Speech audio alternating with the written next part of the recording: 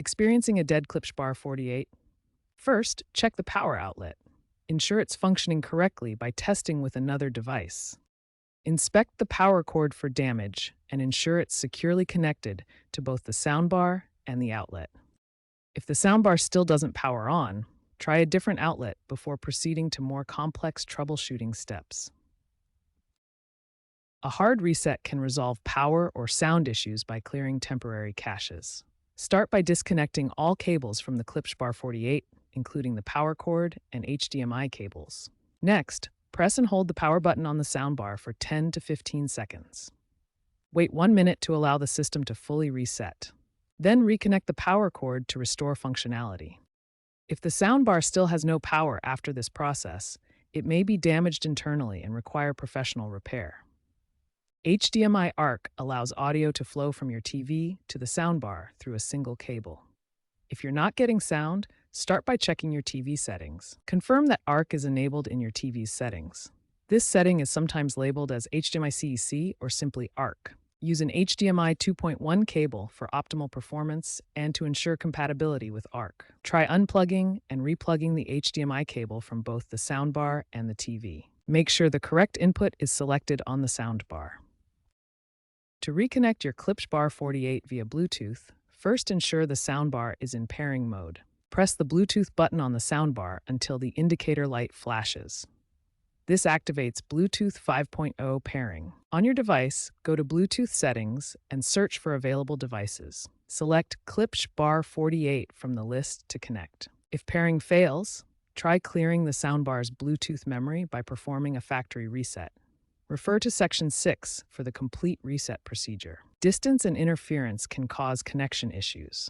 Bring the devices closer together and remove any obstacles that might block the Bluetooth signal. Outdated firmware can cause power cycling and connectivity problems in your Klipsch Bar 48. Recent updates like version 1.4.2 have reduced no power issues by about 25%. Check the Klipsch website for the latest firmware updates for your Bar 48 model. Download the update to a USB drive and connect it to the soundbar to install. Follow Klipsch's step-by-step instructions to ensure a successful update. When troubleshooting the Klipsch Bar 48 fails with other methods like hard reset, HDMI reconnection, Bluetooth pairing, or firmware updates, a factory reset becomes the last resort. To perform a factory reset, press and hold the power and volume down buttons on the remote or soundbar. Hold for 10 to 15 seconds until the soundbar resets. Note that the exact method may vary depending on your firmware version. Important: a factory reset will erase all your custom settings, including equalizer adjustments and saved Bluetooth pairings. For detailed instructions, consult your product manual or visit the Klipsch support website, where you can find firmware-specific guides. One common mistake is using a damaged or incompatible HDMI cable. Check for bent pins or corrosion that can interrupt the signal. Ensure you're using the correct HDMI type, type A for standard video and audio. Incompatible types can cause connection issues. Neglecting to update firmware is another mistake. Outdated software can cause compatibility issues and bugs. Overlooking TV audio settings can lead to problems. Make sure HDMI ARC is enabled and audio output is set correctly. A faulty wall outlet is a common oversight.